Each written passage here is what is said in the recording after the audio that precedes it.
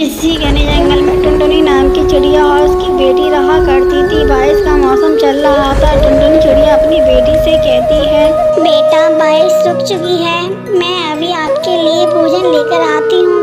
आप बेटा घर के अंदर ही रहना।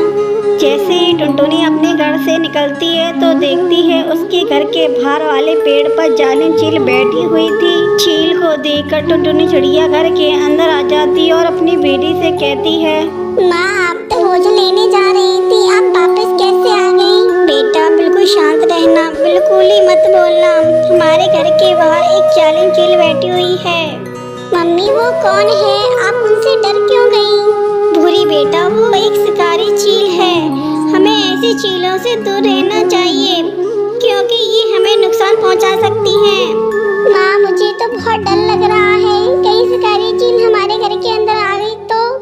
माँ, आप मुझे छोड़कर कहीं मत जाओ। लेकिन बेटा, मुझे भोजन के लिए घर के बाहर जाना ही होगा। मैं जल्दी से भोजन लेकर आती हूँ। चलो, मुझे जाने दो बेटा।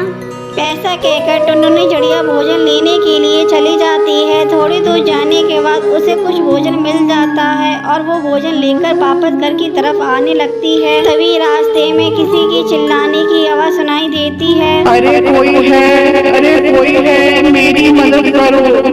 टुनटुनी चिड़िया पेड़ की आवाज सुनकर पेड़ के पास आती है। तब पेड़ उससे कहता है, चिड़िया रानी, क्या तुम मेरी मदद करोगी? मैं पूरी तरह सूख गया हूँ, मुझे पानी की आवश्यकता है। क्या तुम मेरी पेड़ में पानी डाल सकती हो?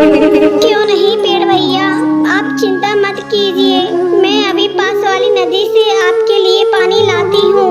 ये कहकर टुनटुनी चिड़िया पास वाली नदी से पानी लाकर पेड़ में डाल देती है। चिड़िया रानी, तुमने मेरी मदद की, तुम्हारा बहुत बहुत धन्यवाद। कोई बात नहीं पेड़ भैया, ये तो मेरा फर्ज था।